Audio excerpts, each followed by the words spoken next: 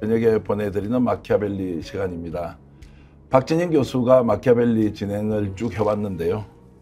총선이 가까워져서 그렇습니까? 자, 본인도 이제 진행보다는 출연을 해서 하고 싶은 얘기 마음껏 좀 해보겠다고 해서 마키아벨리 출연자로 나오고요. 진행은 뭐 오늘 정도는 제가 맡고 또 다음 주에는 더 훌륭한 분이 진행을 하면서 박진영 마키아벨리보다 훨씬 더 재밌고 유익하고 깊이 있는 그런 토크를 진행하도록 하겠습니다. 저는 스픽스 대표를 맡고 있는 정경환이고요. 매주 월요일 저녁 여러분들 기다리시는 미디어워치 대표 고문이신 변희재 고문 오셨습니다. 어서 오십시오. 예, 안녕하십니까. 예, 듣자니 감기 걸려서 되게 고생을 하셨다 그러던데. 제가 한 4, 5년 전에 코로나 오미크론 걸린 다음에 한 4, 5년 만에 처음 걸려가지고 좀 고생을 했습니다, 일주일간. 예. 일주일간 고생하셨고 지금 많이 회복하셨습니까? 예, 병원에서 그 수액 맞고 좀 조치를 취해서 오늘부터 활동이 좀 가능한 것 같아요. 오늘부터 활동을 하시고 일주일 동안 사실상 활동을 못했다. 자, 그럼 일주일 만에 이제 변희 대표 모시고 이렇게 여러분들과 함께 얘기 나누게 됐는데요. 역시나 이제 남다른 시각 그리고 깊이 있는 내용으로 정치 현장의 상황을 이제 분석해 주는데요. 오늘은 이제 한동훈 비대위원장의 정치 실험이 어느 정도 성공하고 있느냐, 과연 성공할 것인가. 여러분 아시다시피 윤석열 대통령과 김건희 여사는 뒤로 숨어서 나오지 않고 있습니다. 자, 그래서 아바타 논쟁도 사실상 수면 아래로 내려갔는데요. 한동훈의 정치 실험 어떤 특징과 성공 가능성이 있는지 변희재 대표의 날카로운 시각으로 하나하나 분석해 드리겠습니다. 지금까지 한동훈 비대위원장 정치 실험이라고 저는 표현했는데 성공하고 있는 겁니까? 글쎄요, 이게 뭐 만약에 이걸 좀 당의 그 지지율 급락의 위기를 극복했다라고 표현한다면은 자체적으로 성공했다고 보는 것 같아요. 국힘당 내에서는. 근데 정치의 근본적인 문제를 얘기하면은 여당의 대표인데 이 여당을 지금 한동훈 위원장이 끌고 가는 측면에서는 전혀 그런 모습 안 보이고 당은 당대로 가고 자기는 자기대로 가고 개인 행보를 하는데 어찌 보면은 당의 그 산적한 문제들을 한동훈 장관의 개인 행보로 이렇게 은폐해서 가는 약간 느낌이 좀 들어요. 그러니까 실제 총선 앞두고 가장 중요한 문제들은 이 당의 경우는 윤석열 정권과의 그런 관계 설정 문제하고 공천 문제가 있을 텐데 그런 문제들을 싹 덮어버리고 주로 한동훈의 개인 원맨 쇼로 간다고. 어느 지역에 가서 어떤 말하고 무슨 옷을 입고 뭘 관람하고 그런 식으로 좀 위장형 당대표? 그러니까 전 뭐 좀 처음 보는데 이런 스타일 당대표 같은 경우는 좀 이게 정상적이지 않다는 거죠. 자, 그러면 이제 언론이 일방적으로 한동훈 비대위원장을 띄워주는 것도 사실이고 국힘 지도부도 한동훈과 함께 뭔가 열심히 활동하고 있는 것 같은데 실제로 이제 민심이 말씀하셨듯이 윤석열 대통령과 어떤 차별성을 가질 것이냐 또는 김건희 여사 문제를 어떻게 할 것인가 이런 데 대한 이런 방구 없이 오히려 이미지 변신을 통해서 뭔가 정치적 돌파구를 찾으려고 한다. 민심도 이런 부분에 대해서 좀 따라가는 것 같습니까? 그러니까 따라간다고 얘기하면은 국힘당과 민주당의 1대1 지지율 구도는 대부분 엎어졌습니다. 예. 모든 조사에서 대부분 국힘당이 앞서가는 부분이 있고 이재명 대표와의 이 대선 대결도 대부분 앞서가고 뭐 그런 측면에서는 이제 국힘당 내부에서는 찬성한다 생각하는데 문제는 가장 핵심적인 총선의 구도인 이 선거를 과연 윤석열 정권의 심판 선거냐 아니면은 윤석열 정권을 지원하는 선거냐 물어봤을 때는 그거는 전혀 변화가 없어요. 이 구도를 못 깨고 있는 거죠. 정권 심판 선거이지 국정 뭐 운영을 좀 더 돈독하게 지원하느냐. 국정 이제 그러니까 지금 그 국힘당 지지하냐 민주당 지지하냐 그러면은 통계상으로 국힘당 지지한다가 지금 높아지긴 분명한데 그럼 이 집권 여당을 심판할 거냐 지원할 거냐 물어보는 것도 전혀 변함없이 15%에서 20% 차가 유지되고 있으니까 총선의 기본 구도는 못 바꾸고 있는 거죠. 자, 그러면 보수층의 결집으로 일단 한동훈 비대위원장 체제에 대한 선호도가 국힘의 지지율로 이어지느냐 아니면 중도층에 있던 사람들이 약간 이동해서 야 한동훈 기대해도 되겠네? 어떻게 보십니까? 그러니까 저는 오히려 보수층은 좀 핵심층이 좀 빠지는 분위기고 중간 정도에서 좀 그냥 좀 시끄럽지 않게 가면 좋겠다 하는 사람들은 좀 지지로 붙은 것 같아요. 그게 이제 결국 1%포인트, 2%포인트로 정당 지지율로 나타나고 있는 거예요. 예, 그래서 정당 지지율 지금 올라갔죠. 자, 의미 있는 변화라고는 보기가 좀 어렵다. 저는 어렵다는 거고 당내에서 근데 만족을 하는 분위기 있다는 거죠. 예. 자, 이렇게 가면 이제 총선에 이길 가능성이 있습니까? 아니 근데 그 본질 문제가 그대로 남아있기 때문에 예. 이게 시간만 끌었을 뿐이지 대표적으로 아직도 김건희 특검법은 재의결을 지금 기다리고 있는 거고 공천은 이제 시작하는 거고 이 본질 두 개가 그대로 남아 있는데 이거를 과연 이 당의 리더라면은 가장 핵심적인 이 두 가지를 어떻게 풀 거냐의 문제인데 그걸 지금 보여준 바가 없다는 거죠. 자, 지난 20여 년 이제 정치 현장에서 대한민국의 선거 판도를 깊이 보셨지 않습니까? 그럼 이 정도 상황 같으면 이런 쇼 또는 쇼잉 또는 뭔가 국민들에게 색다른 이미지 정치를 하고 있는 것이 실제로 총선 결과에 영향을 미칠 수 있느냐? 부분적으로 있다는 건 뭐 전제하고요. 저는 뭐 부분적으로도 없다고 보는 게 부분적으로도 없다. 왜냐하면 총선의 시즌은 결국 공천에서 판가름 나는데 예. 지금 예를 들면 한동훈 비대위원장에 함께하는 비대위원이나 공천을 주도하는 공관위원이나 한동훈이 주도해서 집어넣은 사람이 눈에 안 보이거든요. 예. 그러니까 당은 이 용산에서 따로 움직이고 있고 한동훈은 그걸 은폐해주는 얼굴 마담 역할만 한단 말입니다. 이게. 근데 결국에는 무수한 사고가 터지게 돼 있어요. 공천 과정에서. 그 사고를 어떻게 국민들에게 설명하며 수습하냐 문제인데 지금 당 따로 한동훈이 따로 왔단 말입니다. 이랬을 때 이 용산발 공천 사고가 벌어졌을 때 한동훈이 이걸 어떻게 수습하냐는 거예요. 저는 오히려 수습이 더 어렵다고 보죠. 왜? 공관위원이나 비대위원들을 자기가 임명했으면 자기가 어떻게 수습을 할 텐데 이거는 지금 전혀 한동훈과 안겸산다 임명해놓고 한동훈은 아예 출마도 안 한다. 그러니까 이거는 처음부터 자기는 이거 신경 안 쓰겠다고 들어왔단 말이에요. 그냥 한마디로 자기 인기 관리하러 들어왔는데 사고가 터졌을 때 이걸 어떻게 수습하냐는 거예요. 그래서입니까? 지금 이제 한동훈 비대위원장이 중진들과 오찬을 하면서 김건희 여사 문제에 대해서 이것은 내가 평가할 문제가 아니다. 그러니까 내가 평가할 문제가 그럼 누가 평가를 해야 됩니까? 그러니까 당 대표가 이걸 평가하지 않느냐. 골치 아픈 문제는 다 내던지고 자기 쇼만 하기 때문에 예. 원래 이제 당 대표는 골치 아픈 답을 하는 직업인데 그걸 예. 안 하고 있지 않습니까? 예. 나 피해가고 있지 무슨. 그러니까 이게 이걸로 평가받을 수가 없는 거죠.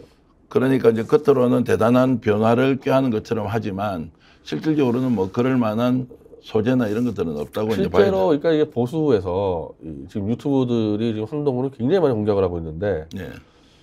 이준석과 한동훈을 비교할 때 한동훈은 좀 보수 이념적인 투사인 것처럼 비춰졌었단 말이에요. 법무장관 할 때는 민주당과 많이 싸우니까. 그래서 그거를 이제 보수 쪽에서 생각을 했는데 실제로 이쪽으로 들어와 보니까 그냥 쇼하고 말장난밖에 없지 않냐. 그럼 도대체 이준석과 무슨 차이가 있냐 지금 이거를. 그러니까 전체적인 보수는 이준석을 폄훼하고 한동훈을 높이 평가했던 부분들이 최소한 주요 보수 유튜버에서는 한동훈이나 이준석이나 차이가 없다로 가서 오히려 지금은 이제 이 소수긴 하지만은 핵심 지지기반층인 보수층에서 한동훈에 대해서 실망감이 자꾸 올라가니까 나중에 이건 오히려 더 큰 실이 될 수가 있죠. 제가 이런 이야기를 들었습니다. 대구 쪽에서 지금 한동훈 비대위원장 체제가 출범했는데도 정당 지지율이 뭐 한 2%포인트 또는 3%포인트 정도만 높아지고 있는 걸로 보면 결국 한동훈 비대위 체제 실패했다. 이게 무슨 새로운 비대위원장이 허니문 시즌에 이 정도밖에 올리지 못하느냐.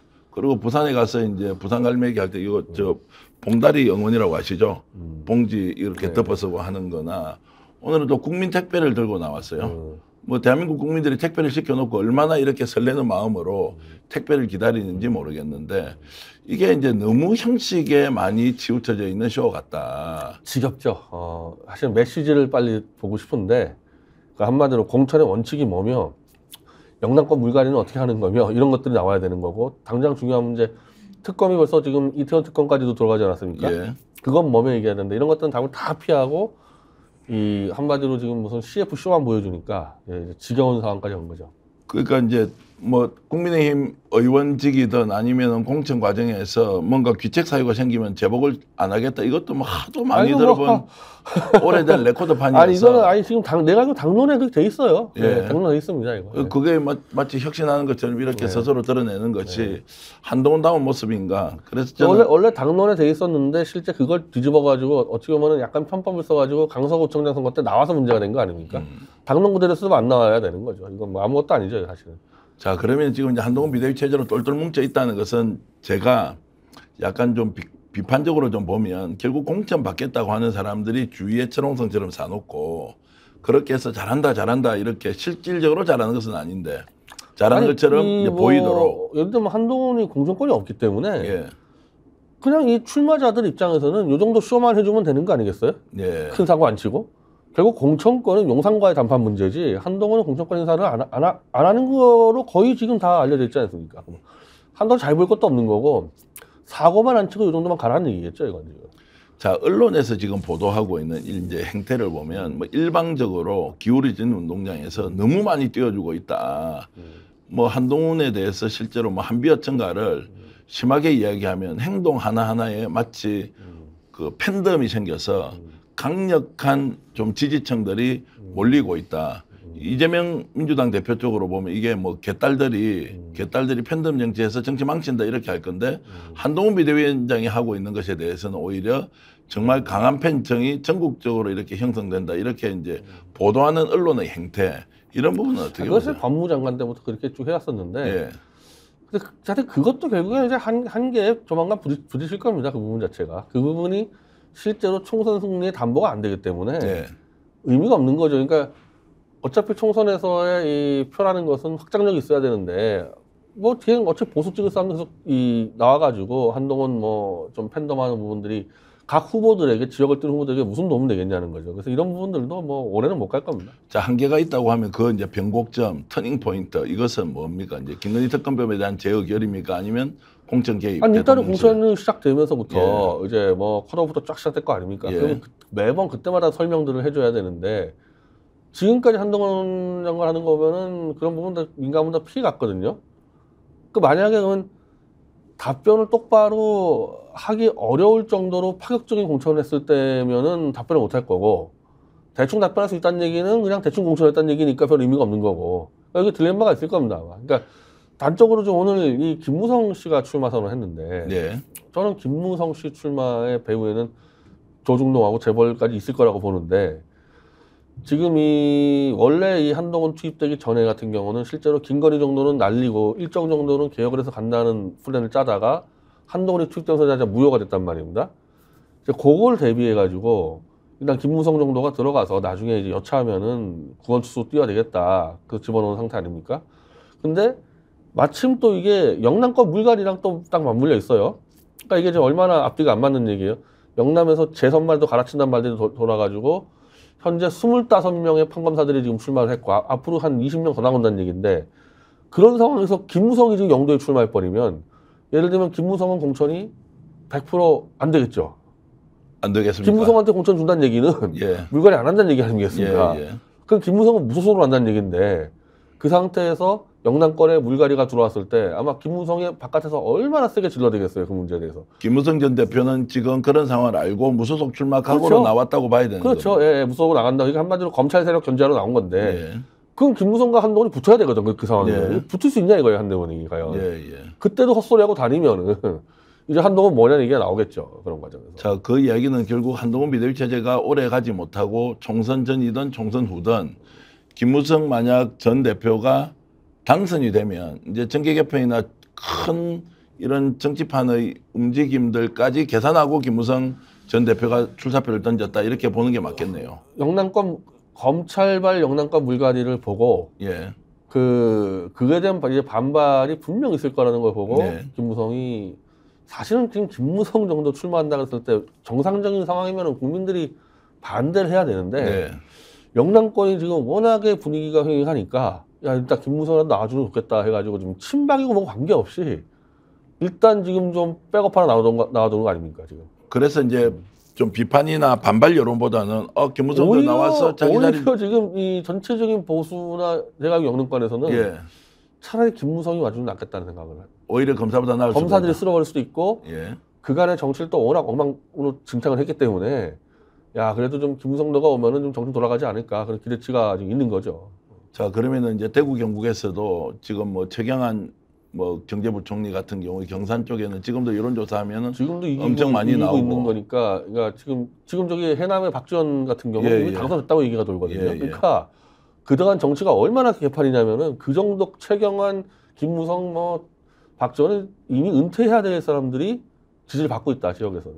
경산에서 이제 사업을 오랫동안 했던 분 얘기를 들어보니까 지금 뭐 최경환 전 의원에 대한 반응이 어떻습니까? 평가 어떻습니까? 하니까 아니 그만큼 지역 발전시킨 사람이 있겠어요?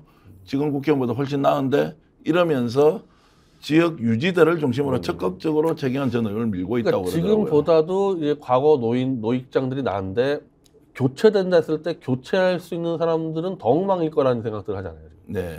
유석열 여권에서 집어넣을 사람은 더욱 망일 거라는 생각들을 하니까. 굉장히 중요한 지적인 것 같습니다. 그래서 지금 김무성 씨가 자신 있게 출마를 했고 반응이 나쁘지 않다는 거죠. 그러니까 결과적으로 좋은 사람이 교체가 되면 당연히 다선 중진들이 밀려나야 하는데 지금 교체될 사람들을 보니까 안 봐도 뻔하죠. 안 봐도 뻔하다고 그런 사람들 그러고 네. 이제 금액간 중심으로 다 이제 국회를 채운다 이랬을 경우에 국민들이 오히려 반발을 하고 있는 상황이다.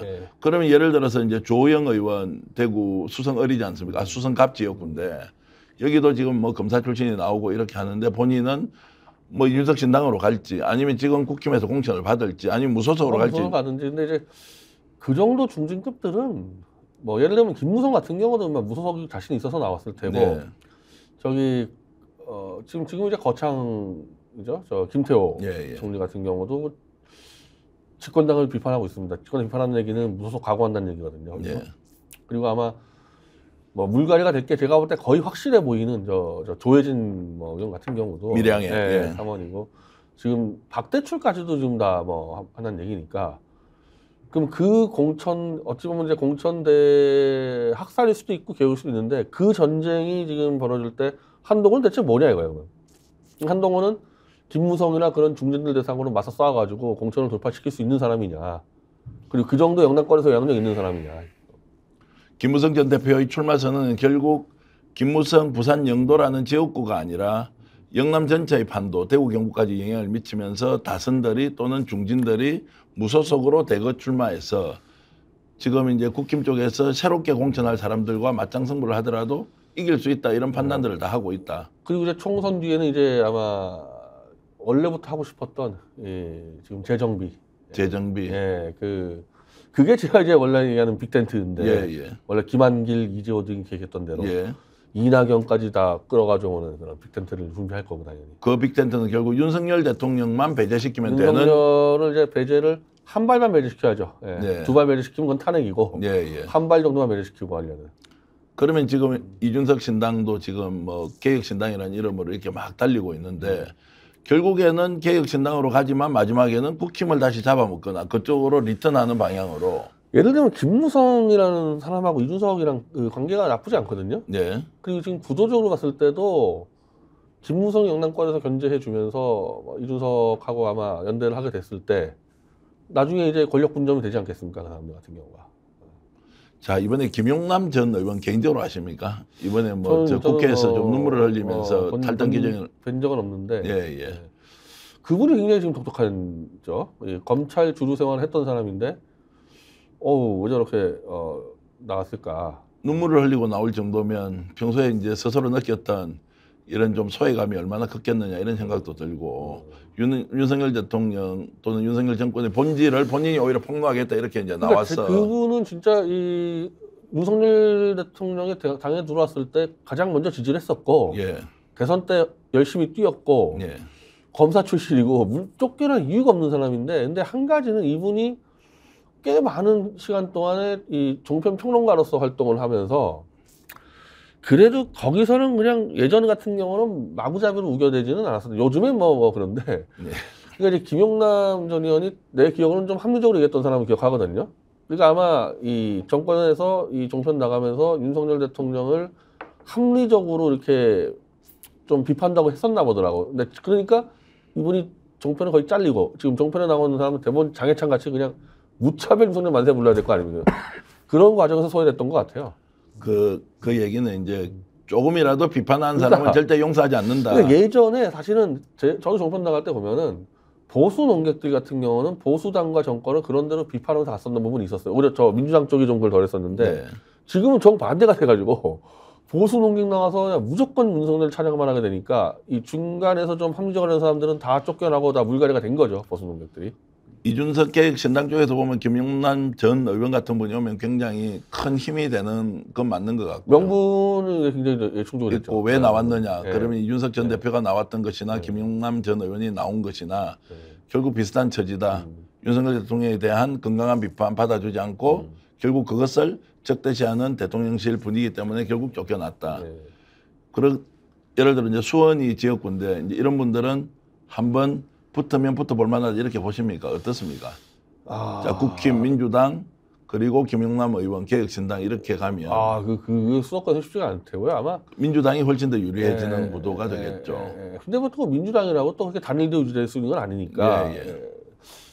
근데 아직까지는 저는 지금 이 김무성도 마찬가지고 일정 정도 이 영남권 이 물갈이를 제동을 걸면서 총선 전에 좀 라인업을 짜는 걸 목표로 할 거예요 아마. 근데 이 말씀을 들어보면서 지금 뭐 우리는 매일 뉴스를 통해서 어떤 움직임이 있는지 쳐다보고 있지만 오늘 변 대표가 분석하는 걸 보면 큰 흐름으로 반윤 전선이 보수 내부에서 생각보다 깊고 넓게 이루어지고 있다. 지금 특히 아까 말씀드린 한동훈이 들어오면서 이 보수 진영은 더 커지고 있어요. 더 커지고 있다는 건 이탈을 가능성이 이제 훨씬 더 커지고 있습니다. 통합은 사실상 안 된다는 거네요.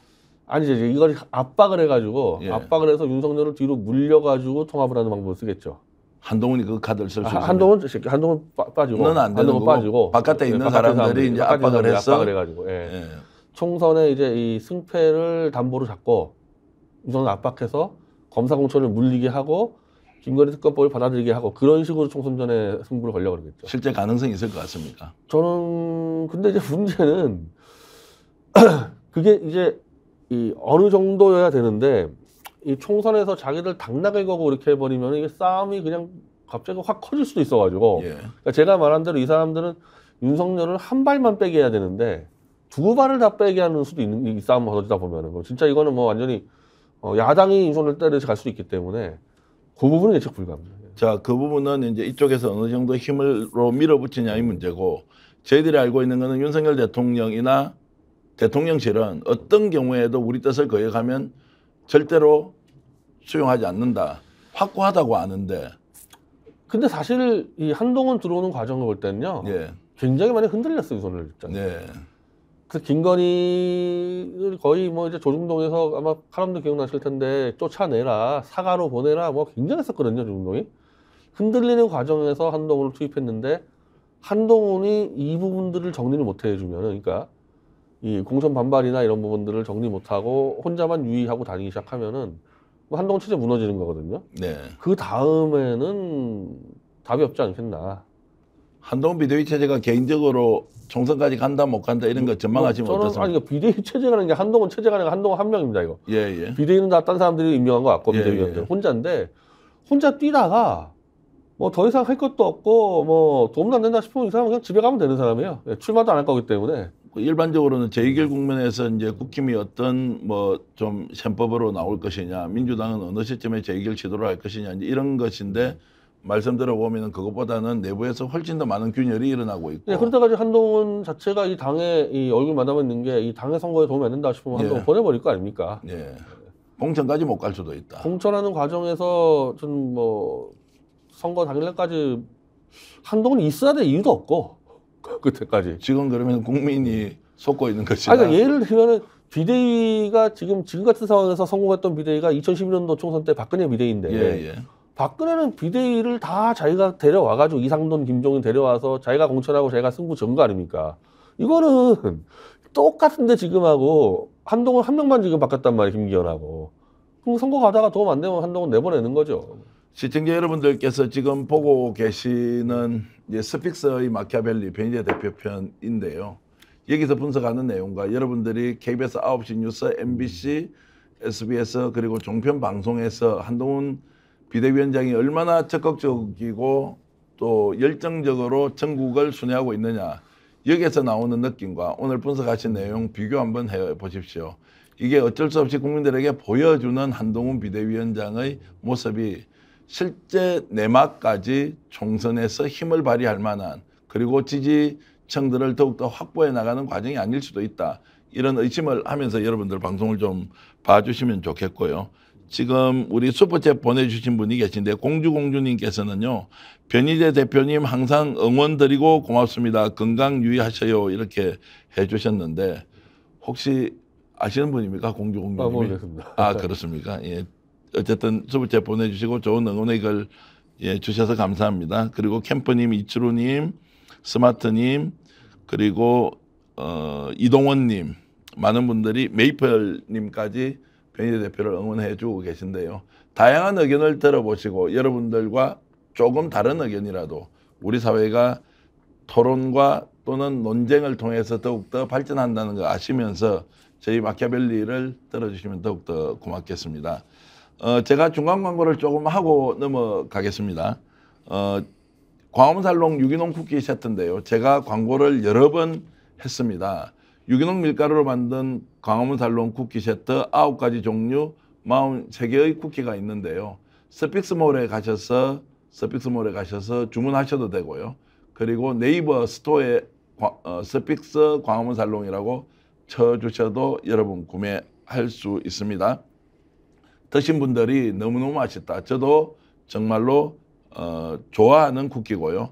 또 택배가 발송될 때까지 한 2, 3일 소요되는 것은 즉석에서 만들어서 유기농 쿠키를 여러분들께 전해드리기 때문에 시간이 좀 더 걸린다. 그러나 가성비 짱, 맛도 짱, 품질도 짱이다. 이 말씀 드리겠습니다. 그리고 저희 스픽스에서 보험점검 전문업체입니다. 더 착한 보험을 소개해 드리는데요.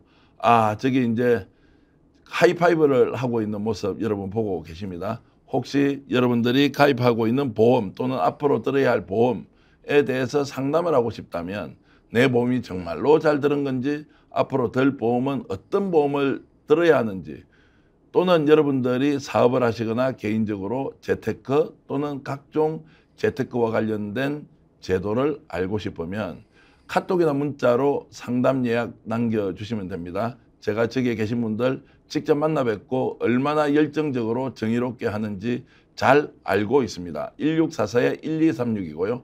010-7612-3303인데요. 카톡이나 문자 남겨주시면 여러분 언제라도 더 착한 보험 상담 무료로 받을 수 있습니다.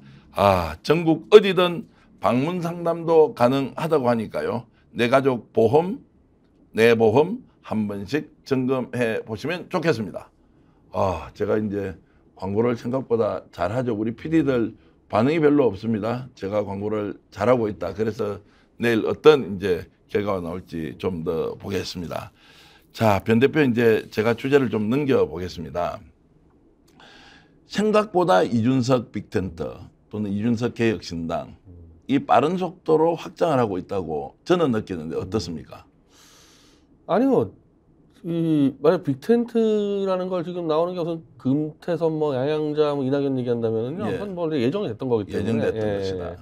확장이 아니고 원래부터 라인업이 짜져 있는 거니까 이낙연까지 포함해가지고 그냥 저는 그 정도고. 오히려 이준석 신당은 원래 17, 18%까지 간 걸로 제가 확인을 하고 있었어요. 그때 이제 리얼미터에서 같이 조사했을 때 소영길 신당이 16%, 이준석 신당이 17% 나왔었는데 신당 창당하는 과정에서 지지율이 대폭 하락해가지고 7% 정도밖에 안 나오는 거고 이낙연 신당도 12, 13까지 나간 걸로 확인했었는데 실제로 나가면서 지지율이 떨어지는 오히려 이 축소지향적으로 하고 있죠. 이 지지율만 보면은. 그렇습니까? 근데 그것만 너무 당연한 이유가 이 신당에 대한 기대치가 거의 다 이낙연 신당이나 이준석 신당이나 소영길 신당이나 전부 다 민주당하고 정의당 지지층이 다 주도했었거든요. 근데 한마디로 민주당, 정의당이 윤석열과 제대로 못 싸우니까 대안을 모색하는 과정에서 들어왔던 정당들인데 이 창당하는 과정에서 윤석열에 대한 이 비판 강도가 약해졌고 그리고 반윤연대라는 부분도 없어지고 이러다 보니까 이 한마디로 민주당, 정의당 지지자들이 빠져나간 거죠.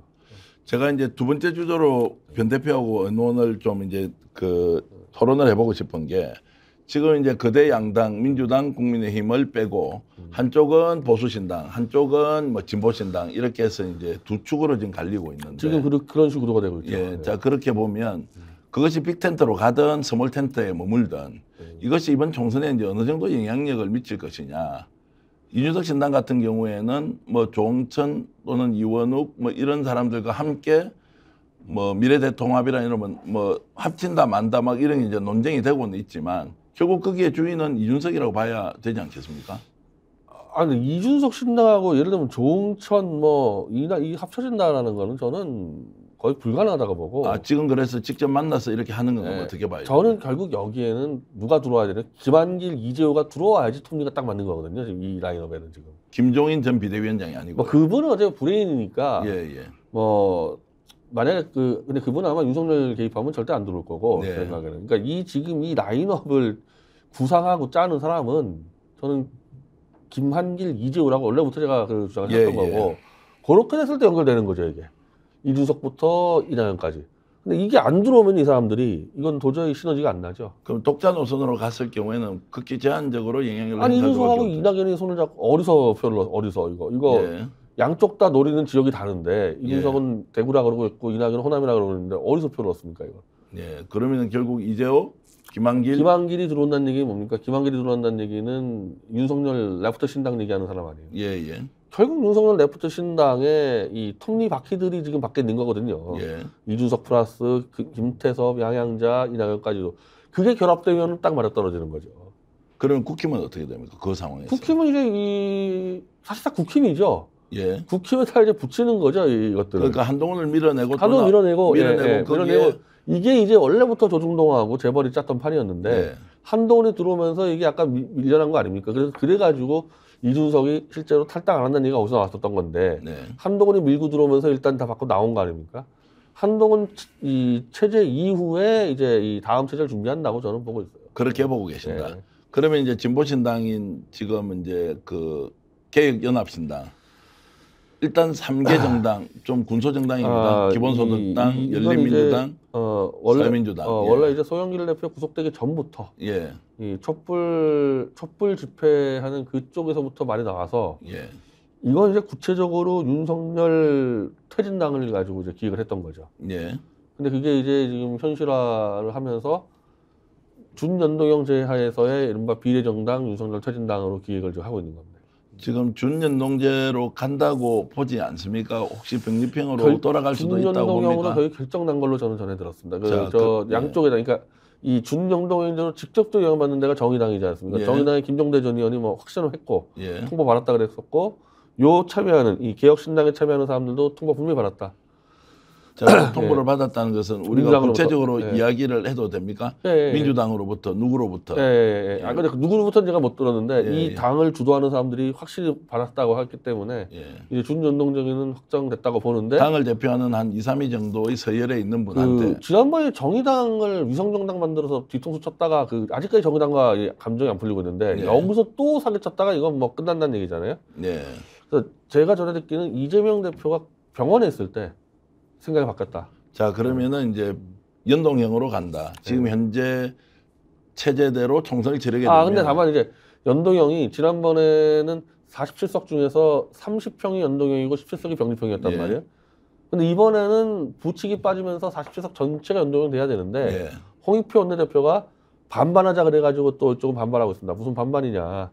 그것도 뭐 현실적으로 어려운 게 선거법 개정에 양당이 합의를 해야 되지 않습니까? 그 선거법 부칙 개정을 해야 되기 때문에 그러니까 개정을 해야 그게 불가능하다고 봅니다. 그럼 100% 연동형제로 가야죠. 그러면 이제 47석을 가지고 47석을 가지고 이제 경합을 한다면 지금 이제 그 비례정당 준비하는 분들은 특히 이제 진보 정당을 좀 기치로 내걸고 있는 분들은 공간이 많이 넓어졌지 않습니까? 굉장히 넓어졌죠. 자, 그래서 이제 지금 나오는 이야기가 개혁연합신당 같은 경우는 이번에 상당수의 의석을 가질 것이다. 그래서 이제 오늘 나온 이야기가 개혁연합신당이 반윤 개혁 최대 연합을 만들자 이렇게 이제 오늘 용해인 의원이 얘기를 했습니다. 어떻습니까? 이러면 많이 모일 수 있는 거 아닌가요? 그러니까 이게 이 아이디어가 왜 나왔냐면은 윤석열을 심판하겠다는 국민이 60%인데 왜 민주당 지지율은 30%밖에 안 나오냐. 나머지 30은 얻어야 될 거 아니야 어떤 식으로.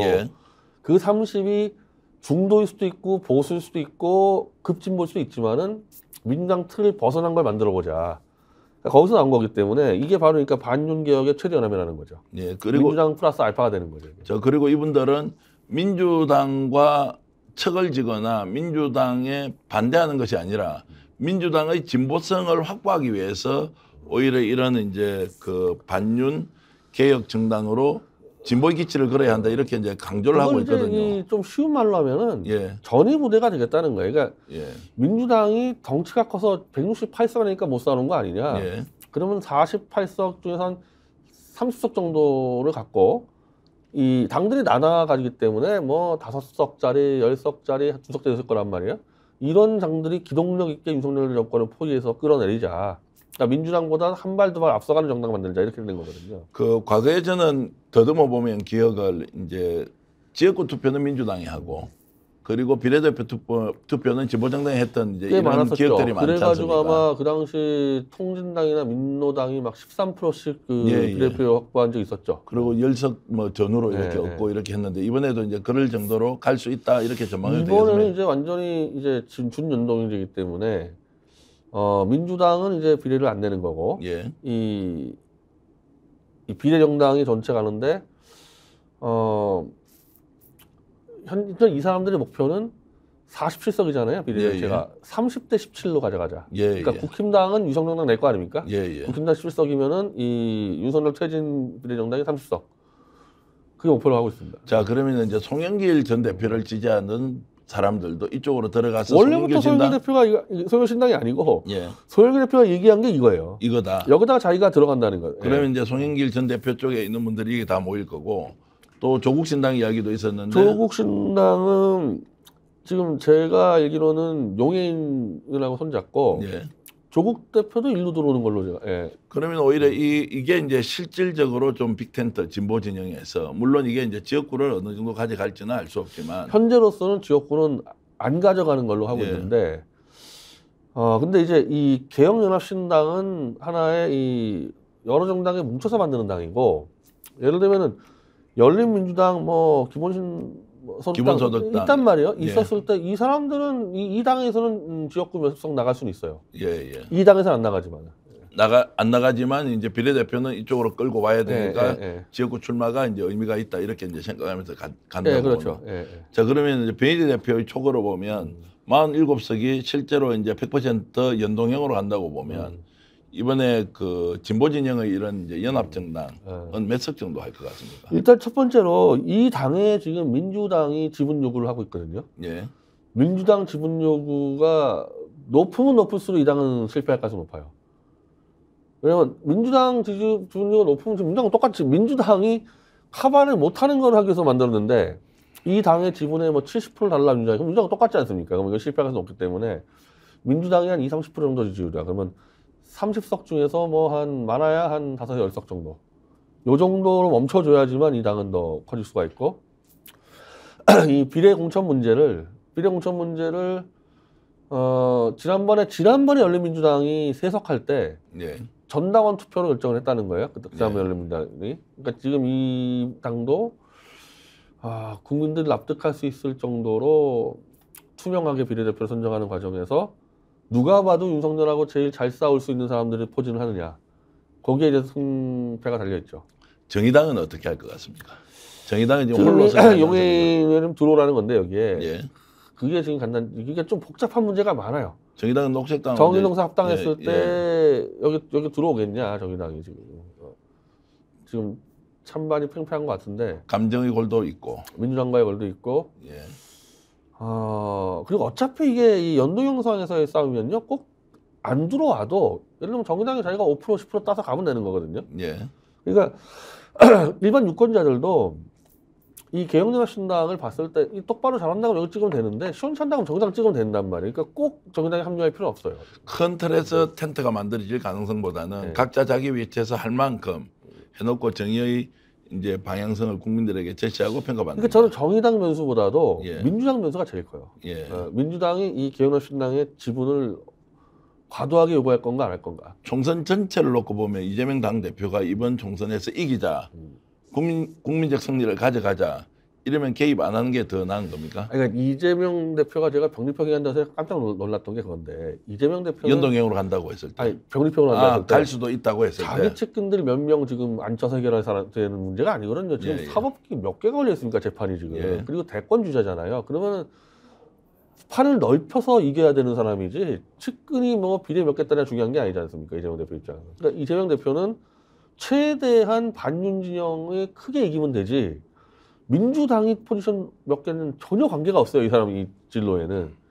이재명 대표 이익으로 따지면은 지분을 줄여야 되는 거죠. 여기다가. 줄이고 오히려 더 큰 승리를 얻게끔 가야 되는 거죠. 그러니까 이제 연동형에 맞는 비례정당 쪽으로 사실상 기회를 주고 거기에서 판을 흔들어서 47석 중에서 이제 실제 30석이든 뭐 이상을 가져가도록 배려를 해주는 것이 그러니까 맞다. 지금 민주당하고 국힘당이 5대5이기 때문에 비례도 5대5로 가져가야 될 거를 실제로 연동형을 활용하고 연대를 활용해서 30대 17로 2배를 이기는 승리로 가는 거 아닙니까? 네. 한마디로 의석수 늘려버리는 거 아니에요, 반윤을. 그런 어떻게 보면 마술을 부리는 건데 그게 더 크면 클수록 이재명 대표한테 유리하지 민주당 지분이 커지는 거는 이재명 대표한테 아무 관계가 없어요. 네. 그러면 보수정당에서는 이제 이준석 신당이 뭐 아까 말씀대로 밑그림을 그리는 사람이 와서 크게 이렇게 텐트를 만든다라고 이제 할 수도 있지만 그것이 되지 않은 상황에서 국힘은 위성정당 만들고 거의 국힘은 위성정당 만들기 때문에 이준석 계획신당도 여기는 이제 그런 효과가 잘 안 나죠. 안 나는 국힘이 거죠. 위성정당으로 들어오고 현재에서 가장 큰 시장은 윤석열 퇴진 시장이거든요. 네. 이게 60-70% 시장을 갖고 싸우는 건데 이준석 신당이나 이낙연 여기는 그게 아니잖아요. 예. 그러니까 어디서 표를 얻냐 이거죠, 이 사람들은. 지금 이 개혁 신당이 큰 거는 윤석열 퇴진을 바라는 국민이 많기 때문에 이게 이 가능성이 있는 건데 그걸 하지 않는 신당들이 무슨 수로 어디서 표를 얻겠습니까? 자, 국힘과 민주당은 이제 서로 사정이 다른 것이고 민주당 같은 경우에는 이재명 당대표가 실제로 진보 빅텐트를 통해서 비례정당을 만들면 오히려 민주당이 갖고 있는 지분을 좀 양보함으로써 줄여야죠. 줄이면 이제 훨씬 더 좋은 선거 결과가 나온다고 이제 보는데 자, 이재명 당대표 그렇게 할 것 같습니까? 아니 그러니까 이게 사람들이 다 이상하게 생각했던 게 이분이 왜 병립형을 가냐 이거야. 이분은 이미 대권 주자가 돼 있는 사람인데 그 바뀐 게 병원에 들어가서 그 이재명 대표를 계속 흔들었던 사람들과 연락이 차단되는 과정에서 바뀌었다는 거거든요. 사람들이 본인 개인의 이익을 위해서는 이게 맞는 거거든요. 그래서 이미 이렇게 결정되는 과정에서 볼 때는 이재명 대표가 민주당 지분을 무리하게 챙기지는 않을 겁니다. 네, 오히려 이제 왜 바깥쪽에 큰 판을 벌려주고 본인을 대선 주자로 그리고 당이 이제 실질적인 다당제 구조로 갈 것이니 훨씬 더 이제 전국을 주도하고 운영하는 것은 쉬울 수 있다. 또는 이제 어렵지 않을 것이다. 그렇게 이제 계산을 정확히 한 것 같아요, 이제는. 계산을 했다는 것은 이제 그러면 이제 연동으로 가게 되면 민주당은 위성정당 만들지 않고 그러니까 일부 지분만 요구할 것이고. 지분을 요구하는 사람이 홍익표 원내대표하고 우상호 의원이었는데 이 둘의 특징이 자기를 어쨌든 출마를 안 하고 우상호 의원은 홍익표 원내대표는 험지로 갔어요. 서초로. 떨어질 가능성이 높아. 그러니까 자꾸 이 둘이서 병립형 지분 얘기한 게 아닌가. 본인들 살려고요? 우상호, 그러니까 제일 병립형하고 지분 얘기하면 많이 하는 사람이 홍익표하고 우상호인데 보니까 험지로 출마해서 낙선 가능성이 높고 출마 안 하는 사람들이고 이재명 대표는 출마도 하고 대선도 노려야 되고 이런 사람들인데 왜 여기서 민주당 지분을 챙기겠습니까? 자, 민주당 지분 안 챙길 가능성이 높다. 이재명 당대표. 그렇게 하면은 대선 주자로서 또는 민주당이 큰 판에서 정치를 할 수 있는 그런 계기가 만들어진다는. 예를 들면 김대중 대통령 될 때 민주당을 챙기는 게 아니라 판 넓히려고 자민련하고 박대중 씨랑 손잡은 다음에 아예 내각제로 전환해버린 거 아닙니까? 그러니까 거의 어떻게 보면 민주당 지분의 50%를 자민련 줘버리는 거 아닙니까? 대권 가는 사람들은 자기 당을 챙기는 게 아니라 바깥을 챙기게 돼 있거든요. 자, 그래서 민주당이 만약 대폭 양보를 해서 비례정당 쪽으로 기회를 많이 열어준다. 그래서 이러면 200석까지 갈 수 있다. 대승을 한다 그러면 전부 다 이재명 대표 성과가 되는 거거든요. 200석까지 갈 수 있다고 봅니까? 근데 200석까지 가려면은 일단 이 당이 문제가 아니고 민주당 자체적으로 지역구에서 이겨야 될 거 아닙니까? 지역구. 그러니까 민주당 자체가 해결을 할 수가 있어야지. 자, 그러면 이준석 신당도 어떤 식으로든 다만 이제 이 효과가 있죠. 이 효과가 있는 게 개혁연합신당이 정말 이게 폭발적으로 윤석열 이 혐오층을 다 흡수해버리면요. 이 효과가 민주당 지역구 선거에도 굉장히 긍정적으로 영향을 미치게 되죠. 그래서 만약에 박빙승부다. 그러면 이 개혁연합신당의 힘으로 민주당이 몇 개 이기기 시작하면은 한 10석에서 20석을 지역구에서 덕볼 수도 있는 거죠. 그러면 200석 목표가 가능한 거죠. 그 말씀은 이제 큰 전략을 세워서 미세하게는 결국 국민들이 유권자가 판단하게 해주면 정당 지지율이 떨어져 있는 민주당은 오히려 지역구에서 더 많은 성과를 가져갈 것이고. 자, 그럼 예를 들어 이런 건데 개혁연합신당으로 지금 참여하는 조국 그리고 뭐 용해인 뭐 등등이 이 민주당 지역구 선거운동 도와주러 갈 거 아닙니까? 예, 그러면 그 힘이 얼마나 크겠어요. 예. 자, 한 번 더 가능성에 대해서 여쭤보면 그럴 가능성이 높다. 전망하십니까? 예, 당이 말고요. 그런 대로 그런데 갈 것 같아요. 그 방향대로 갈 것 같아요. 예. 자, 그렇게 되면은 이번 총선은 민주당 중심으로 압승할 수 있다. 가능하죠. 예. 가능하다는 것이고. 그러면 뭐 민주당 쪽에서 보면 굉장히 간단한 거네요. 저 연동형으로 가고 비례대표에 대해서 대폭 양보만 하면 민주당이 큰 판에서 지역구 많이 가져올 수 있다. 그럼 민주당에서 비례대표 꿈꾸는 사람들은 지역구 잘 찾아서 열심히 뛰겠다 이렇게 마음 먹는 것이 현실적이다. 민주당에서는 이제 지역구는 아무리 많아도 10개 이상은 안 나올 거니까. 그건 이제 다른 방법을 찾아. 근데 10개도 뭐 작은 건 아닙니다. 뭐 글로 가서 민주당이 뽑으면 될 테니까. 오늘 저는 이제 변희재 대표가 이렇게 그 마키아벨리 출연해서 여러 가지 분석을 하면서 그래도 범야권 민주당을 중심으로 이렇게 가면 희망이 있는데 이런 얘기를 해줘서 뭐 또 좋아하는 분들이 많겠다 이런 생각이 들고요. 근데 지금 제가 말씀드린 거요. 유시민 씨가 한 달 전에 민들레라는 매체에 글 쓴 거 똑같아요. 그대로 분석 그대로 되어 있습니다. 그리고 이제 변희 대표가 제가 알고 있는 것과 다르게 분석한 것은 지금 현재 보수 정당인 국민의힘은 결국에는 이준석 신당과 손을 잡을 가능성이 있고 그렇게 해야 효과가 극대화된다는 말씀까지 이제. 저쪽 공간이 전혀 안 나와요. 신당 공간이 나올 수가 없어요. 신당 공간이 없기 때문에 한쪽으로 몰릴 수밖에 없어요. 윤석열 퇴진당이 사실상 이거 이 개혁을 윤석열 퇴진당인데 이게 폭발적으로 나가는 상황이면요. 이게 보수가 바짝 움츠리게 돼서 윤석열을 지키자 그러는데 윤석열을 퇴진시키자도 아니고 어정쩡하잖아요. 지금 이쪽 입장들이 일루 표가 갈 게 없죠. 차라리 그러면은 야 다 합쳐 그래가지고 총선 전에 예를 들면 내가 아까 말한 거 저는 김한길 신당을 얘기하고 싶은데 김한길 신당이 뜰 수가 있겠죠. 자, 오늘 마키아벨리를 통해서 변희재 대표가 결국 민주당을 중심으로 연동형이라는 제도에서 비례정당을 만들어 나갈 경우에 지역구에서도 압승할 수 있고 비례정당도 선전을 할 것이다. 이것은 최근에 유시민 작가가 민들레라는 이제 언론에서 칼럼을 썼던 것과 대동소이하다. 송영길 전 대표의 생각도 이런 비례정당 강화론에 대해서 충분히 공감하고 있다. 이런 내용은 여러분들 다시 한번 더 확인을 하시고요. 지금 버디 클루니님께서 슈퍼챗 이렇게 보내주셨는데요. 감사히 잘 받고요. 또 변희재 대표를 이렇게 응원해 주셔서 감사하다는 말씀 드리겠습니다. 변 대표 오늘 좋은 말씀 그리고 5일 동안 끙끙 앓고 나오셨는데 이렇게 촌철살인의 말씀을 해주셔서 고맙습니다. 자, 오늘 마키아벨리 모두 마치겠습니다. 남은 시간 여러분 행복하고 의미 있게 보내시길 바라겠습니다. 고맙습니다.